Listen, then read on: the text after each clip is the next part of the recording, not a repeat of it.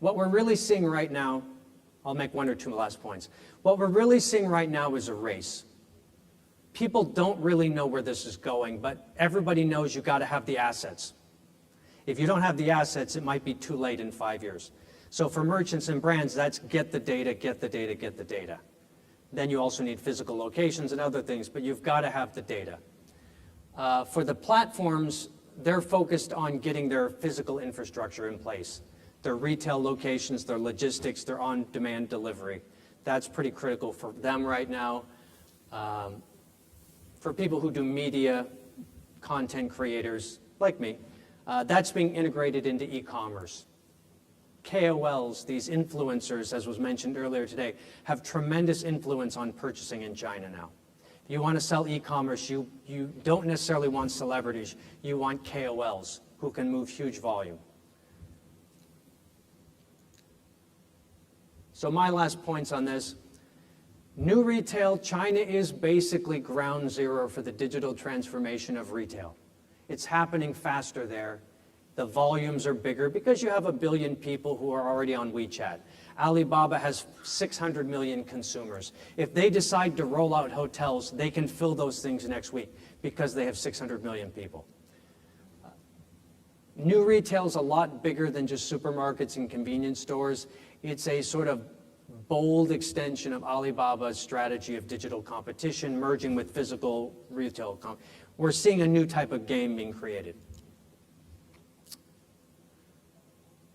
JD is actually doing pretty well.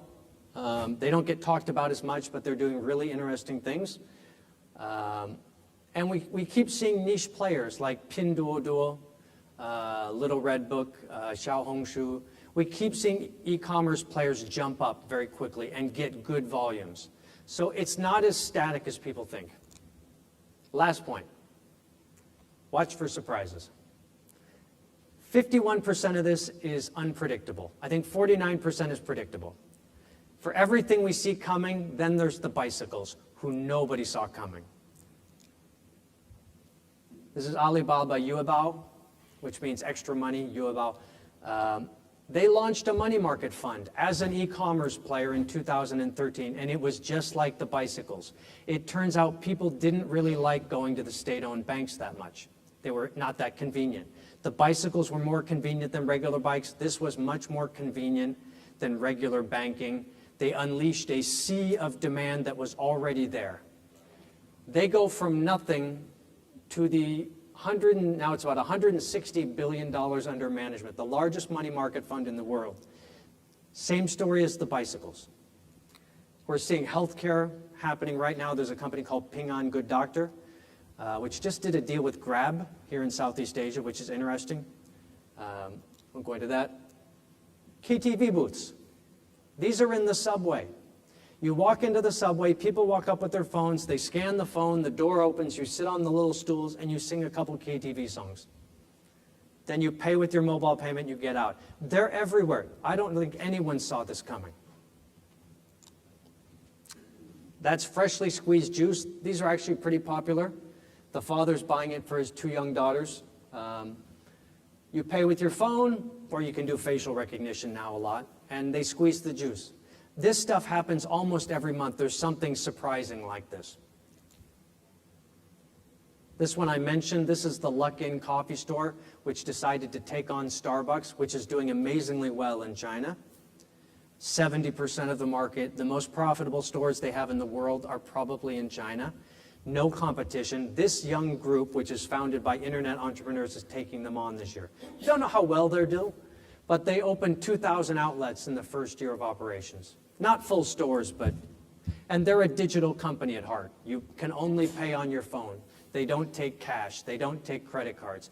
The orders come from outside the store. Then you walk in, and it's literally like they show you a video. Here's your coffee being made. And then when you walk in, you open the door, your coffee's sitting there on the table, you pick it up, you just walk right out. Unclear how well they'll do.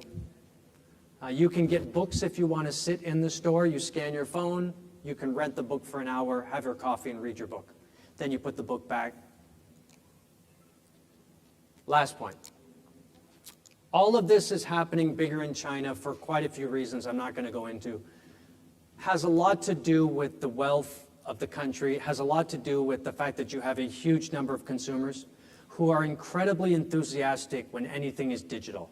That's the thing I think nobody saw coming, which was everyone knew there was a huge amount of consumers. The rate of adoption is crazy.